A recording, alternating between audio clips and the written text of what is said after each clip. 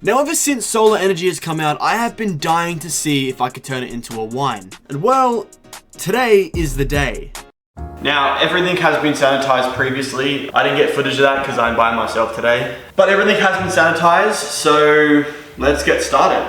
So I did what any sane man would do, and I took 6 cans, added it to a vessel, added yeast and yeast nutrients. I then added a little bit of bicarb soda to help with the acidity. Now, I have been told by multiple people to either rehydrate the yeast in some lukewarm water or just add it directly to your mixture.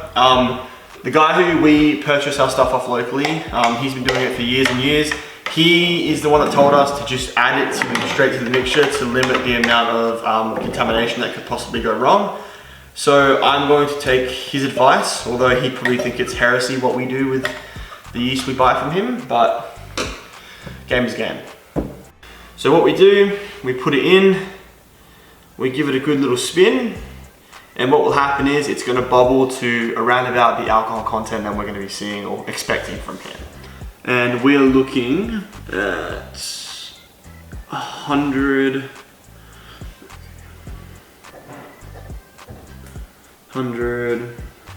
just above 5% alcohol. A airlock, so just yoink onto you. And just like that, I'm gonna be keeping an eye on this in the next couple of days to see that it ferments. But there is nothing we can do now apart from hope and pray. See what happens, whatever happens, happens. Took a couple of measurements, and then I racked it. And I left it for 2 weeks. Okay, so I can't be sure until I take the gravity level, but I'm seeing some bubbles, and I can also see some stuff on the side, which means that I think it actually is fermenting, which is elite. You might see a bubble. Right, so I've just checked and fermentation is complete. However, it tastes like nothing, which is what we sort of expected from the beginning, which means that I get to test myself and do something that I haven't done yet. And that is stabilize this wine. And there's a few ways you can stabilize it. We've chosen to stabilize it using potassium sorbate and Camden tablets. This is a first for us because the plan always was to add another one of the cans, full sugar cans, back to the mixture, which will dilute the alcohol a little bit. But this is a problem, because if I tried to add some more sugar and some more flavor back in, the yeast would just continue to ferment as it was doing before, which means that I need to stabilize my mead. Okay, so how do you actually stabilize a mead? Well, it's actually pretty simple and it's done over 2 days.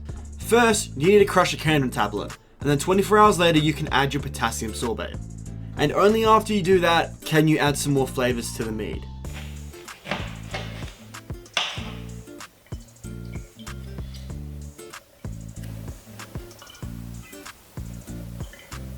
Oh, that's immediately had an effect on the color.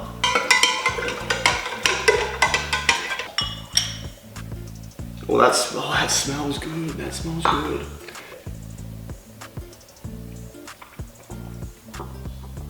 Oh, that was really good. I'm gonna grab the turkey baster out and I'm gonna just feel what's remaining in here. Because I've done the process of moving it from one vessel to the other, I'm confident that there's not going to be any yeast and crap in it. And then I think it's time for us to actually get some other people's opinions on our meads. Okay, but what do people actually think about this mead?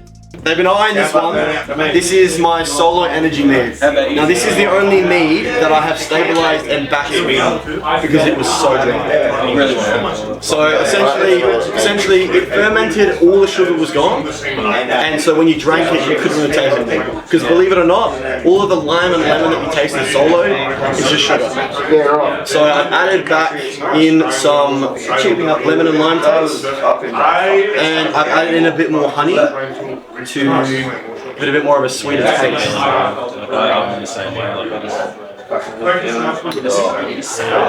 Yeah, really dry. Yeah, really dry. I would go Sour Patch, blueberries, and Solo. But there's not enough twang in the Solo. so this is the Solo Energy mead. Oh yeah. I wasn't sure if I was supposed to move back in, but I'm okay. Yeah, we need to, that was fine. What do you think? Bit rough. Yeah. I actually don't mind it. It's actually not bad. It's like a flat. It's like the solo that's been left in your car for 2 hours. So I've actually back sweetened. I've actually back sweetened it and added more sugar to it because it was so dry. Believe it or not, solo, like you take the sugar out and you don't really taste anything. It tasted like nothing. Before I added more lime and lemon juice, it just tasted like nothing. So what is it? Is it alcohol or is it? Yeah, so that's like about six. Oh, like 3, man. So all right, so this is the bottom of. To be fair, this is the bottom of the list. All right, let me get the other one. So the question was whether we could turn solo energy into alcohol. And I think we've answered that pretty well today. You 100% can. And whilst it's not the strongest mead we've ever made, sometimes it's not about getting pissed. Sometimes it's about enjoying the experience. Now, if you thought that was crazy, wait until you see what we do with Werther's in our next video.